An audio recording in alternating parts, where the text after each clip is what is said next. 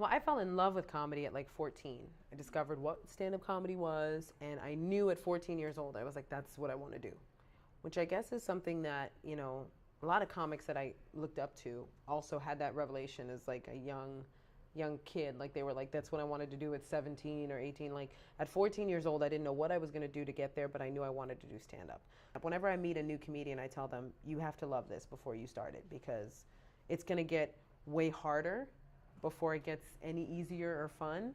You're going to have more no's than you'll have yeses. So you have to fall in love with stand-up comedy the way I did at 14 and be like, I'm not going to stop. And because I had that attitude and that work ethic, it carried me through the years until I got to a point where somebody saw me and was like, I'd practically done all of their work for them in terms of building myself as an artist. I'd never heard of her, but I thought she was hilarious.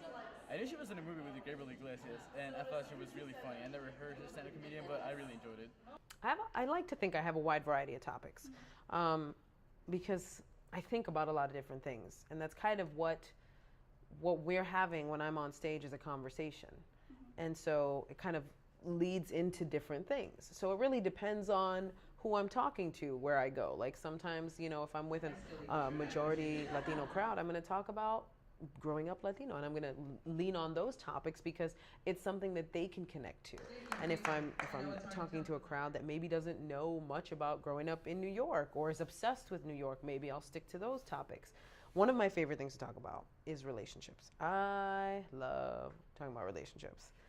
It was really relatable. Like, she really did a great job of making the audience, you know, understand where she's coming from, and she was just hilarious. I've learned so much. And, you know, I'm the kind of person that believes in the continual process of learning. I don't ever want to feel like, I'm good, I've learned everything in life. Like, I feel like you just kind of plateau when you feel that way. She was hilarious.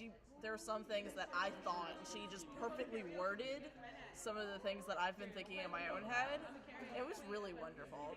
You guys will see me on Stand Up Revolution in November. It's November 7th at midnight, I believe, is the episode that I'm on. It airs. And in terms of 2015, I have a lot of touring coming up, and I'll be, you know, probably working on the next hour special, and also working on a couple of other projects that I have going on in terms of TV and hopefully some short film projects. So you can keep an eye out.